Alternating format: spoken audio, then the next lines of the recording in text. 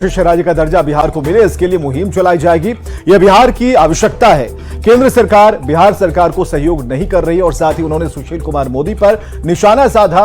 उन्होंने कहा कि सुशील कुमार मोदी के शब्द ब्रह्म वाक्य नहीं है। साथ ही उन्होंने आरक्षण के नए प्रावधान को 9वीं अनुसूची में डालने की मांग की है।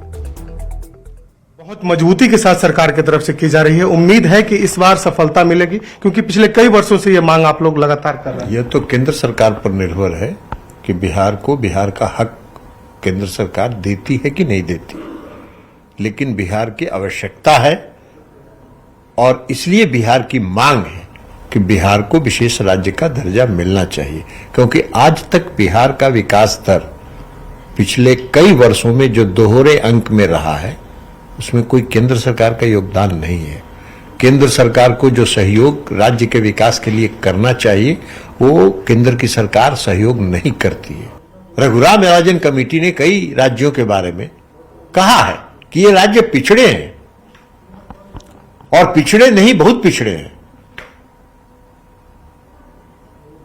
तो पिछड़े राज्य को आप विकसित राज्यों के बराबरी में नहीं लाइएगा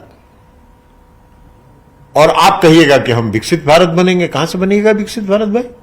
लेकिन सुशील मोदी ने अभी कहा कि यह मांग जो है रघुराम राजन कमेटी और 14th फाइनेंस कमीशन के समय कांग्रेस के जमाने में ही खत्म हो गई थी, और अब इस पॉलिटिकल एजेंडा के तहत नीतीश कुमार उठा रहे हैं। उनके कहने से नहीं होगा। वो कोई ब्रह्म वाक्य है क्या? वो थे कि नहीं थे सरकार में जब बिहार विधानमंडल ने सर्वसम्मत प्रस्ताव किया था? वो उसके पार्ट थे कि नहीं थे? उस समय तो उप मुख्यमंत्री थे। तो जब आप उप मुख्यमंत्री रहिएगा तो बिहार की आवश्यकता है बिहार को पिछड़ा राज्य घोषित करना। आरक्षण का जो जाति आधारित गणना कराई गई और गणना के बाद जो राज्य सरकार ने जो आरक्षण का नया प्रावधान लागू किया, उसको भी 9वीं अनुसूची में डालने का अनुरोध राज्य सरकार ने किया है।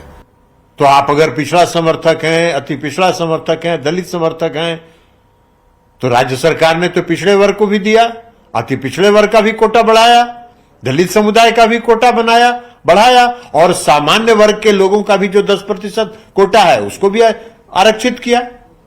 और इसलिए आरक्षण का दायरा बढ़ा, तो उसको 9वीं अनुसूची में शामिल करिए। और चलिए, बड़ी खबर आ रही है कि नीतीश कुमार दिल्ली रवाना हो गए हैं। एयर इंडिया की फ्लाइट से दिल्ली रवाना हुए नीतीश कुमार।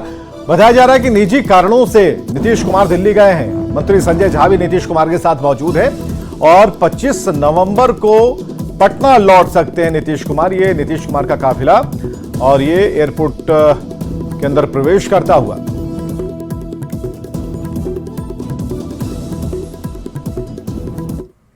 और देखते हैं हेडलाइंस।